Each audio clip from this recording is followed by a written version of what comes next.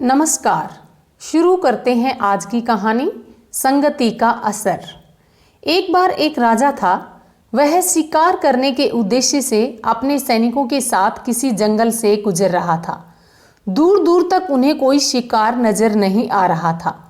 वे चलते चलते सुनसान जंगल में पहुंच गए। कुछ देर चलने के बाद उन्हें डाकुओं के छिपने की जगह दिखाई दी। जैसे ही वे वहां पहुंचे तो पास के पेड़ पर बैठा तोता बोल पड़ा, पकड़ो पकड़ो, एक राजा आ रहा है।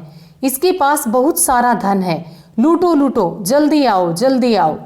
उस तोते की आवाज सुनकर सभी डाकू राजा की ओर दौड़ पड़े। डाकुओं को अपनी ओर आते देख राजा और उसके सैनिक वहां से भाग खड़े हुए और भागते भागते काफी दूर निकल गए। सामने एक बड़ा सा पेड़ था। कुछ देर आराम करने के लिए वहां चले गए।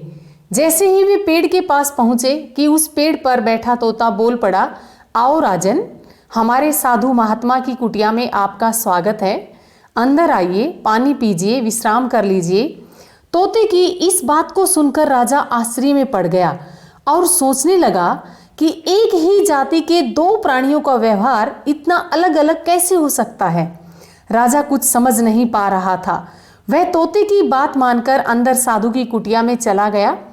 साधु को प्रणाम कर उसके पास बैठ गया और मार्ग में उसके साथ जो हुआ वह सब बताया और फिर शांत स्वर में पूछा, महात्मन, इन दोनों तोतों के व्यवहार में आखिर इतना अंतर क्यों है? महात्मा ने सारी बातें धैर्य से सुनी और बोले, राजन, ये सब संगति का प्रभाव है।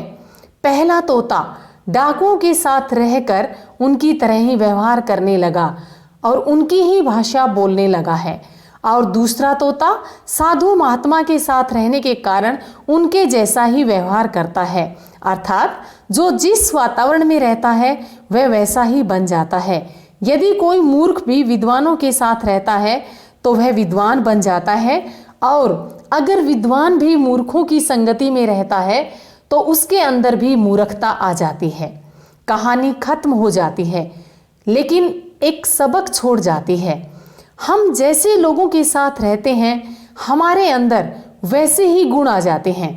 उनकी सोच व आचरण का हम पर भी प्रभाव पड़ता है और धीरे धीरे हम भी वैसा ही आचरण करने लगते हैं। अगर हम अच्छे लोगों के साथ रहते हैं तो हम में भी अच्छा बनने व कहलाने की इच्छा जन्म लेगी। यदि हमारे अंदर कोई बुरी आदत है तो उसे दूर करने का प्रयास करेंगे, क्योंकि हमें अपनी बुरी आदतों से लज्जा आने लगेगी। अच्छे लोगों के साथ रहने से सदा अच्छी बातें सुनने को मिलेंगी और बुरे लोगों के साथ रहने पर सदा व्यर्थ की बातों में अपना समय नष्ट करेंगे और धीरे धीरे हमारी अच्छाइयाँ भी हमारा साथ छोड़ देंगी। अच्छी आदतों को सीखने के लिए भरपूर प्रयास करना पड़ता है, लेकिन बुरी आदतें अनजाने में ही हमारे जीवन का हिस्सा बन जाती है। अच्छे लोगों का साथ हमारे जीवन व चरित्र को निर्मल बनाता है, जबकि बुरे लोगों का साथ काजल की कोठरी जैसा है, जिसमें जाकर एक लकीर तो अवश्य लग जाती है। सत्य संगति वह हवा का झोंका है जो सारे ताप हर लेता है। बुरे लोग सदा दुख व निंदा का कारण बनते हैं। हवा का एक झोंका यदि कूड़ेदान से होकर आता है तो अपने साथ बदबू लाता है, और वही हवा अगर बगीचे से होकर आती है तो सुगंध लाती है, जिसे हम बार बार पाना चाहते हैं।